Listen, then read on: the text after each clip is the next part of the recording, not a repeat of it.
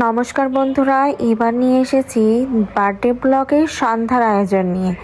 আমরা দুই বোনে রেডি হয়ে গেলাম।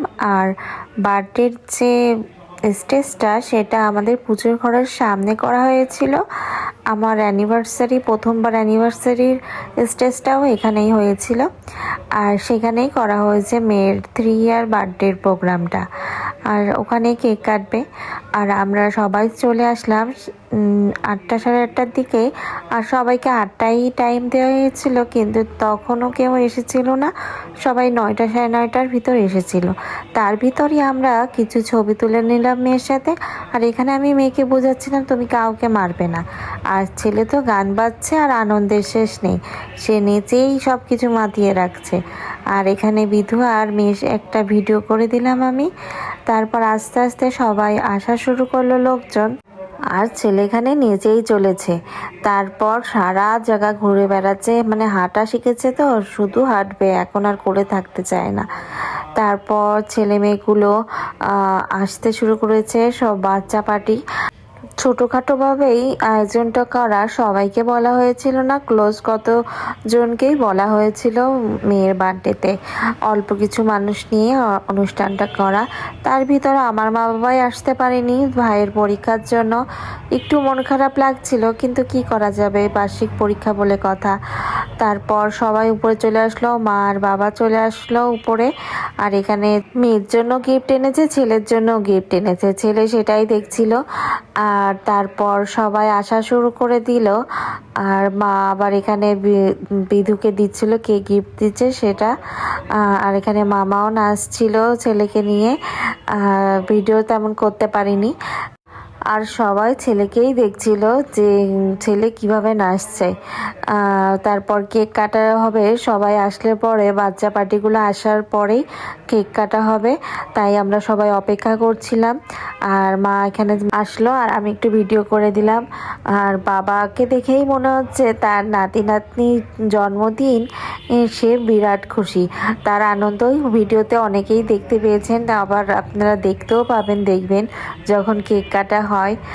আর এখানে সবাই আমরা ওয়েট করছিলাম সবার আসার জন্য।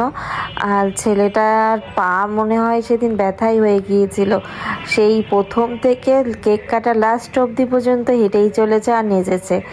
আর এখানে সব কেক টেক রেডি করা হচ্ছিল, বিধু আর আমার বর দুজনে রেডি করছিল।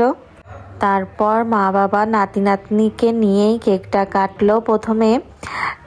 এখানে সবাই মোমবাতি জ্বালিয়ে দিচ্ছিল, আমিও একটু ভিডিও করে নিচ্ছিলাম। আর তারপর দাদা ভাই আর বিধু মেয়ে আর ছেলেকে নিয়ে কেকটা আবার কেটে একটু কেক খাইয়ে দিল সবাইকে।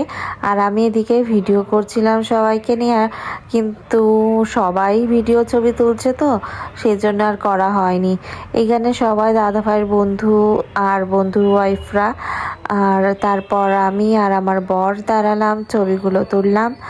তারপর এখানে যাদের দেখছেন মামা আছে, কাকারা আছে। আর এখানে মণি আন্টি নাচছে, আপনারা তো আগের ভিডিওতেই দেখছেন। মামাও এসে খুব এনজয় করেছে, ছেলে মেয়েগুলোকে নিয়ে নেচেছিল। আর আমি সেই ফাঁকে একটু ভিডিও করে নিচ্ছিলাম। সবাই কেক কাটা হয়ে গেলে নিচে খাওয়া দাওয়ার ব্যবস্থা করা হয়েছিল, সবাই নিচে চলে গিয়েছিল। আর আমি এখানে সবাইকে কেক কেটে দিয়ে দিচ্ছিলাম। আর একটু সেই ফাঁকে একটু ভিডিও করে নিচ্ছিলাম কে কে কেক খেয়েছে বা খায়নি। আর বিধু আর এক ভাইয়া দিচ্ছিল সবাইকে।